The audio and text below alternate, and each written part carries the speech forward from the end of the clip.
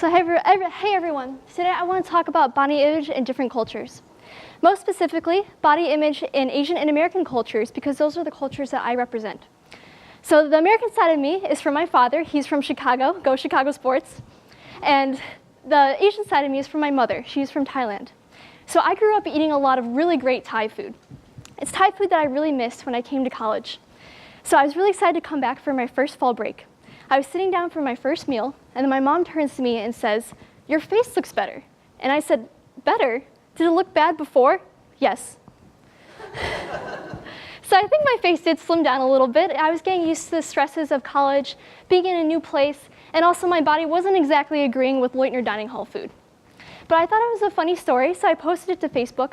My Thai aunts immediately commented, and they said, "Wow, what a Thai thing to say." And it's true, I've been getting comments like that my whole life. So it's safe to say that we see examples of body image everywhere. It's in TV, movies, magazines. You get it from your family and friends. And now as social media is more prevalent in our generation, we're seeing body image ideas from social media as well. So you're seeing examples of get your best butt, flatten your abs, tone your arms, tips for surviving your first liquid diet, and learn how to eat paleo. Growing up, I didn't really feel these pressures as much. It wasn't until much later on in life that I started feeling the pressures of body image. It might be because my mom didn't worry about her body as much, so naturally I didn't do the same. My mom also didn't approve of me doing my hair, makeup, or dressing up that much, so I didn't really focus on what I looked like as much. In middle school, I think I started feeling the pressures a little bit more when people's bodies started to change. So I would see girls with boobs, and I wanted the same. I would see girls that were naturally thin, and I wanted the same. But still, even throughout high school, I didn't focus on what my body looked like. I still continued to eat what I wanted. I didn't exercise. It wasn't really until college that I started feeling these pressures of body image. And that might be because I was more independent now. So I could choose to not eat dessert in the dining hall. I could choose to work out more. So maybe through all these choices, I could choose to have a better body. I asked a lot of my American friends, American being European background, about how they felt about body image. A lot of them said that they've been teased at a very young age, and that's what told them what their body should look like growing up. But most people said they were really affected by social media. So you would see people posting pictures on Instagram that seemed a little too perfect, and you would take all these different images and ads all from the internet and superimpose them onto yourself, and that's what you think you should look like. So think about how much time you spend on Facebook when you should be studying. Think about if you have any friends that don't have a social media account. In fact, 67% of all Americans that are internet users have a social media account. So let's take a step back for a second and focus on Asia. For example, China, 91% of all internet users have a social media account. In fact, Asia as a whole makes up half of all social media accounts in the world. So we're starting to see a connection with American culture and social media. Imagine what kind of connections we can draw from Asia and their views on body image. So I've been visiting Thailand a lot ever since a very young age. I have a lot of family there, so I try to visit every now and then. Something that really stands out to me was when I was 12 years old. My aunt teaches at a school, and so I went with her to school one day and sat with the other 10 and 11-year-old boys and girls. And at first, they loved analyzing the Caucasian, by the way. They were intrigued by the color of my hair. They made comments on the shape of my eyes. But then they started talking about each other. The boys would say, "Oh, she's okay looking. You're pretty, but your mouth hangs open." And the girls just kind of playfully slapped them and were like, "Oh, stop." But I was amazed by this bluntness. And when I looked back on myself, I remember I still get that same scrutiny. I've been getting those comments before, ever since I was young. And it starts at a very young age. Another thing that stood out to me on that same visit when I was 12, my cousin signed me up to dress up in traditional Thai clothing for a local festival. I was to sit on a float for 2 hours in the middle of July. So now, for those of you that have never been to Asia, Southeast Asia in July before, it's pretty much like a sauna. I had someone that was actually assigned to wipe the sweat off my forehead. But this is me when I was 12, dressed up in traditional Thai clothing. So imagine all that clothing in the hot July sun. And as the dresser was putting the gown on me, she asked if she could put these padded bra cups into the dress, because I was a lot younger than the other women sitting on the float, because most of the other women were around 18 years old, and I would look more attractive with a filled out chest. And of course, 12-year-old me was just like, no, I am not wearing that. I don't even know what that is. What is a bra? I'm only 12.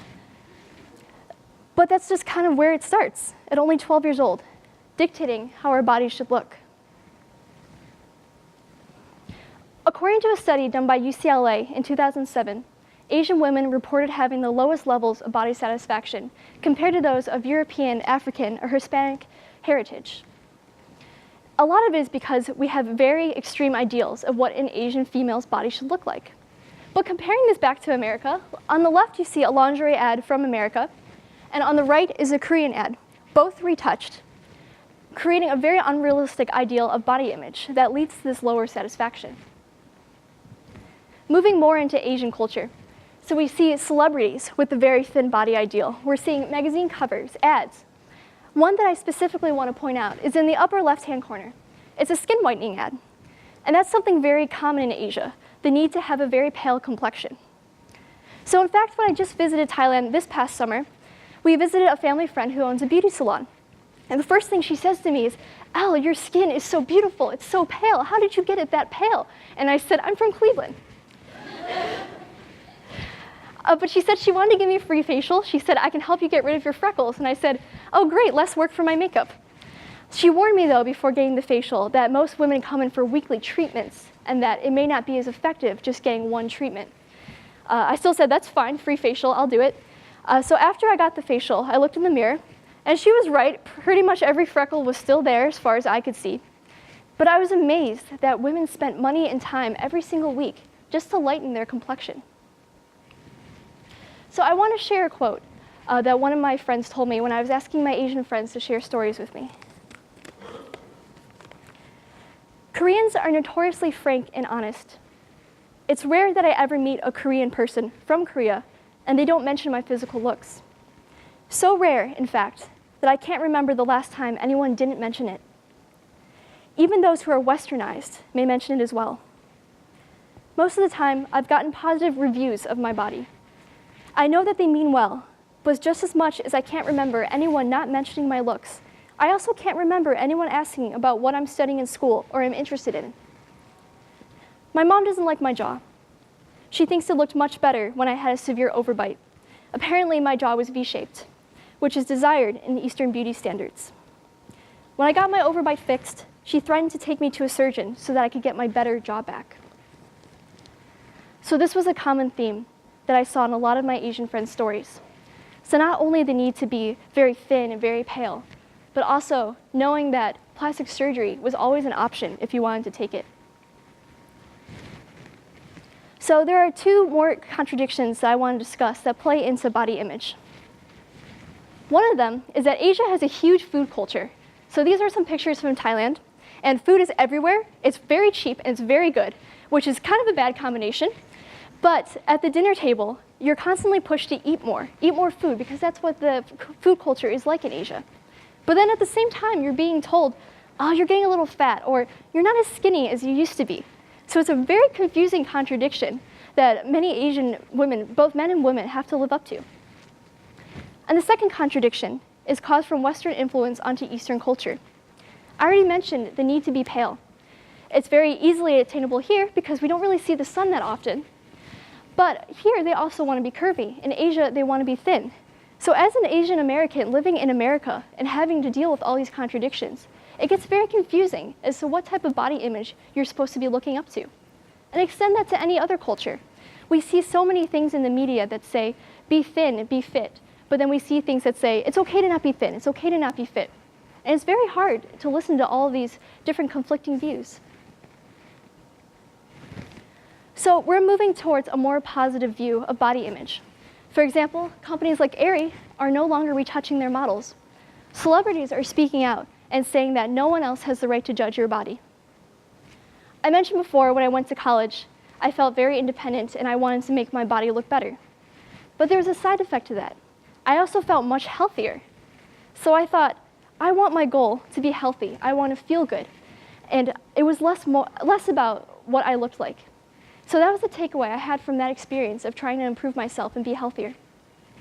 Also, when I went to Thailand this past summer, my mom's family friends came up to her and congratulated her on making sure I didn't get fatter. But they were also asking, how was graduation? We're so proud of you for graduating with an engineering degree. How's your new job? We want to hear all about it. So I know that despite all this bluntness, it's all coming from a good place, and that's something that I try to remember. And finally, the takeaway to all this, I mentioned that culture is everywhere. I mentioned that there are a lot of conflicting views, and it's very hard to follow. So I'd like to suggest a different mindset. So I, like many other people in Thailand, am a practicing Buddhist. The Thai language is very centralized around Buddhism. For example, the human word in Thai is kon. It also means to mix. Essentially, being human is having a mixture of all different experiences. And being flawed is just another part of the experience. And it's not only expected, but accepted in Buddhism to have flaws. So instead of viewing these flaws as a challenge for yourself, know that it's a part of who you are, and they do not in any way inhibit you from doing the things that you want to do and having new experiences. So as we move into this mindset of accepting yourself and accepting others, I hope that in the future we can view body image in a more positive light. Thank you.